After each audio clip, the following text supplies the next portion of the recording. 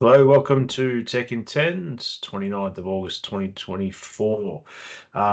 Today we're going to be spending about 10 minutes just going through on a topic that is mastering your email and how you can use Microsoft to do Outlook and OneNote together.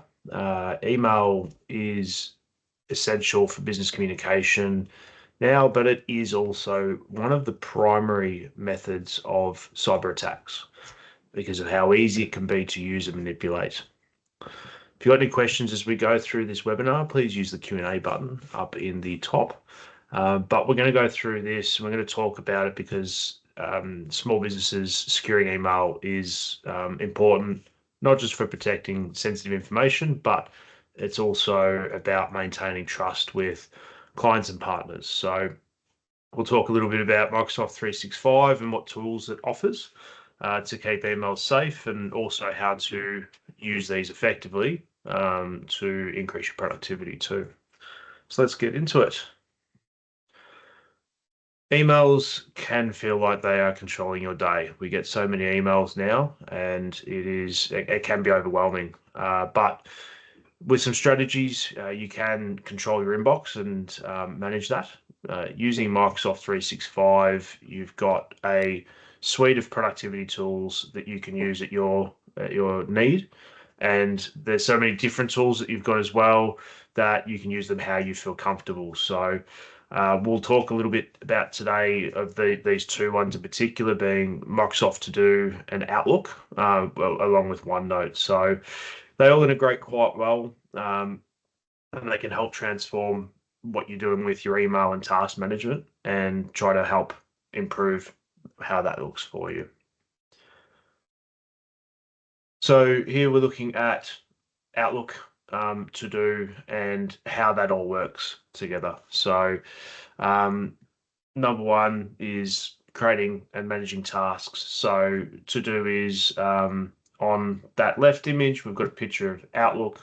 You can also see the blue To Do button, which is brought To Do into Outlook, and it can help you create tasks which you can do directly from your emails using the flags, which you can see highlighted there. That can bring them into your To Do section, which you can access, as I said, within Outlook, which is the middle picture. You can use the web version. There's also a mobile app for To Do, which you can see everything in one place. That can be quite handy. But you can turn your emails into tasks. So flagging that will automatically appear in your Microsoft To Do task list, so that then you can use that as your method of running throughout the day with tasks from different areas and not just your email.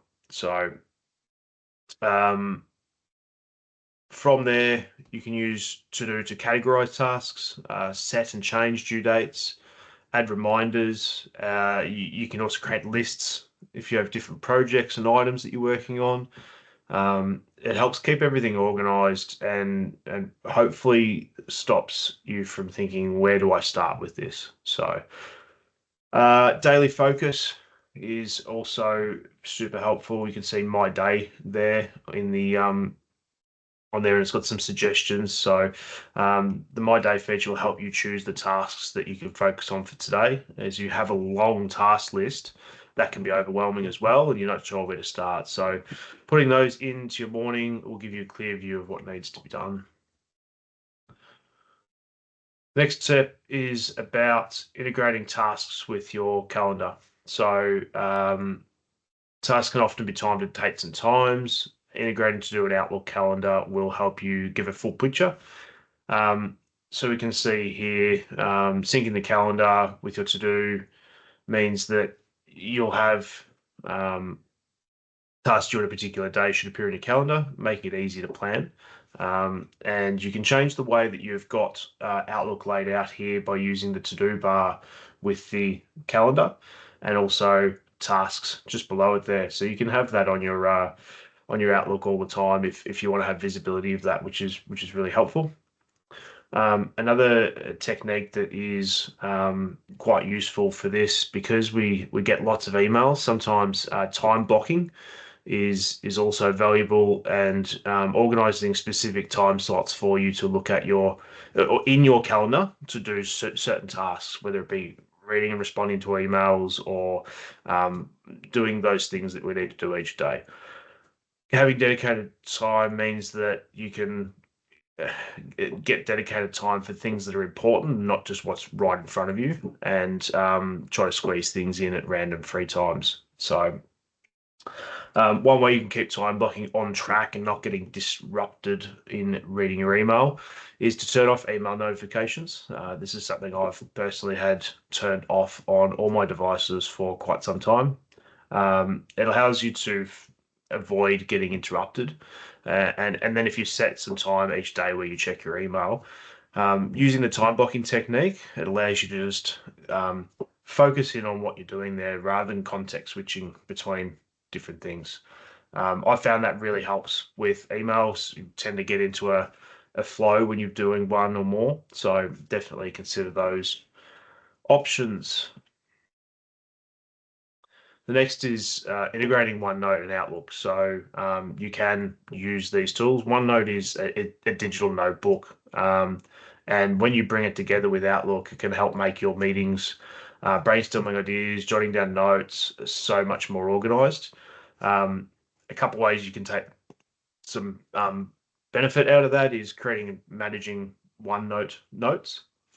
So taking notes during a meeting, using OneNote, um, creating pages and sections to be able to organize it so you can find it easier later can be easier than writing down on a piece of paper, because you can also import text, images, draw if you've got a stylus or a pen, and you can take pictures and upload them and do all those sorts of things to help get the content that you need in there. It also helps you organize information, so you can create separate notebooks for different projects. Then you can, in each of those, you can divide them into different sections so that you can further organize it. And that way, all the notes where they need to be, they're all structured, and you can flip through them in endless sort of pages.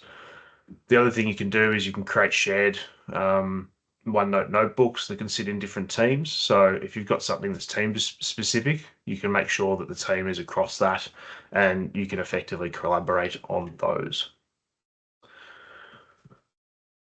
Next tip is using notes and calendar events. So if you're taking notes for a specific meeting, you can link those directly to the event in your Outlook calendar.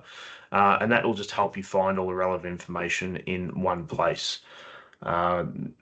Another option you've got is sending notes via email. So you can share your OneNote notes directly from that app after a meeting if that is not in a place where it's in a shared environment. So this can be helpful for keeping everybody across everything that was happening in that meeting without having to type out a separate email, which is super valuable. So what's next? Using Microsoft To Do, Outlook, and OneNote together will transform how you work your tasks.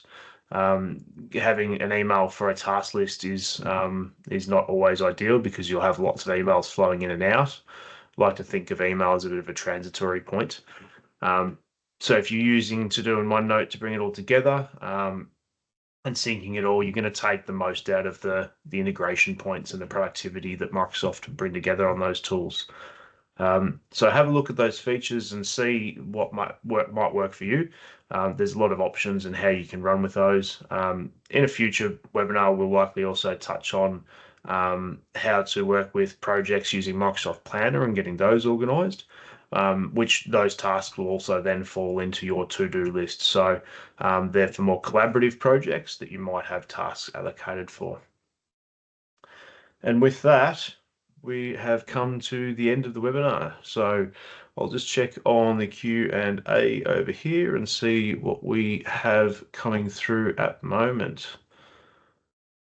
Okay, so this one is, how do I decide which tasks to add to Microsoft To Do versus keeping them in Outlook? It depends on how you want to use it, but Microsoft To Do is probably best for day-to-day tasks where you can need to track and prioritize things. You can create tasks from your emails as well. So if you've got things that you need to follow up, that can be quite valuable. Um, and that will automatically flow into do. So that just means that it's not going to slip through the cracks. If you're getting 100 or 200 emails a day, things can go missing very quickly. So it's hard to keep up with volume in some instances like that. Can I share? Next one is, can I share Microsoft to-do list with our colleagues? Yes, so you can share to-do lists with others directly from the app. This can be helpful if you need to reallocate project tasks. So you can share those and send an invite over to a colleague if you need to. And what have we got here? So how can I ensure that tasks from Outlook and To-Do don't get duplicated? Um, well, when you flag an email in Outlook, for instance, it will automatically create a task in To Do, so it shouldn't create a duplicate.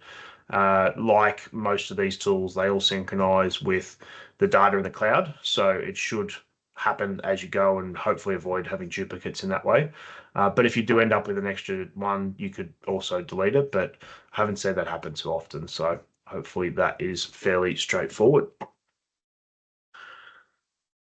Okay, and we don't have any more questions at the moment, so thank you for joining us for this Tech in 10. Hopefully, that gives you some practical tips that you can take away on how to help manage and use the Microsoft To Do and OneNote with Outlook.